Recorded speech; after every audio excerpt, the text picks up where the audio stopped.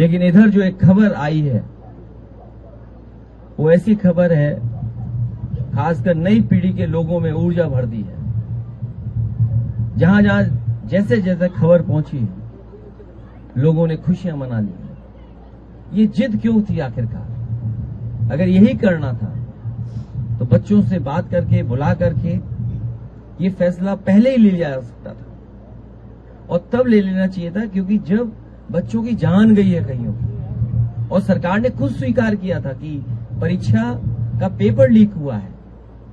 आपने अधिकारी बर्खास्त किए, आप मैनेजमेंट के लिए लगे रहे। हालांकि कैमरे के सामने आप बोलते थे, लेकिन जेन जी की ताकत को देख करके आपको अपना मोबाइल भी टेढ़ा करना पड़ गया, और मोबाइल टेढ़ा कर करके आपको अपनी भाषा, अपना व्यवहार, अपनी भाषण देना पड़ा, और एक बार नहीं 2 बार देना पड़ा, क्योंकि नई पीढ़ी के लोग रात में भी जगते हैं। तो रात में भाषण दिया। वैसे तो 8 बजे भाषण होता है अक्सर, इस बार तो रात के 12 बजे के लगभग भाषण हो रहा है। ये बड़ी जीत है नई पीढ़ी के लोगों की, और सरकार को ये बात समझ लेनी चाहिए कि परीक्षा को लेकर के, शिक्षा को लेकर के, और कौन सी शिक्षा, प्राइमरी एजुकेशन से लेकर के हायर एजुकेशन तक पर सरकार को बहुत गंभीरता से सोचना पड़ेगा। परीक्षाओं के पेपर लीक न हो, इसके लिए ठोस कदम उठाने पड़ेंगे। कानून बनना तो अपनी जगह है, सजा मिलना कोर्ट से मिलेगी, लेकिन किसी भी परीक्षा का पेपर लीक न हो, ये सबक इस आंदोलन से सीखना चाहिए। और एक बात जो हम सब ने देखा, सीखा, समझा, भारतीय जनता पार्टी जो नकारात्मक राजनीति करती थी, नकारात्मक राजनीति के लिए वो न जाने कितनी धन दौलत खर्च करते थे, लेकिन नई पीढ़ी युवा के लोगों ने ऐसे नारे बनाए, ऐसे पोस्टर बनाए, जिनके बारे में और नारों के बारे में हम लोग सोच भी नहीं सकते थे। वो नारे आए, किसी का समर्थन रहा हो न रहा हो पॉलिटिकल पार्टी का, लेकिन एक एक युवा उससे जुड़ गया। ये युवाओं की और आज के जमाने के इंटरनेट और सोशल मीडिया के माध्यम से और सड़कों पर जो आंदोलन फैला, उसकी वजह से अंतोगत्वा भारतीय जनता पार्टी, जो विश्व की सबसे बड़ी पार्टी है, जिनके पास न जाने कितने संगी साथी अंडरग्राउंड अनरजिस्टर्ड लोग हैं, उनको भी झुकना पड़ गया। ये युवाओं की बड़ी जीत है, लेकिन इससे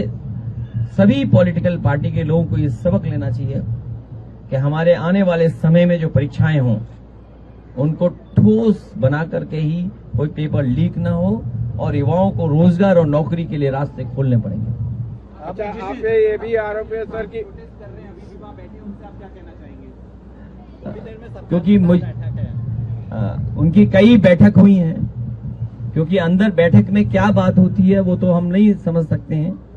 सोशल मीडिया के माध्यम से या आप लोगों के माध्यम से जो बात आती है, और जो हमारे साथी कुछ हैं जो जानकारी देते हैं, उसके माध्यम से ही हम कोई बात कह पा रहे हैं, क्योंकि बात हमारे बीच नहीं है। लेकिन पहली बात जो थी, विपक्ष की भी ये मांग थी, जिसकी वजह से सदन नहीं चल रहा था, स्पीकर महोदय के सामने या अन्य मौकों पर, या जो धरने प्रदर्शन हुए, जिन धरने प्रदर्शनों में हम लोग शामिल हुए, यही मांग थी कि छात्र युवाओं की मांगे मानी जाएं, जिसमें सबसे पहली मांग यही थी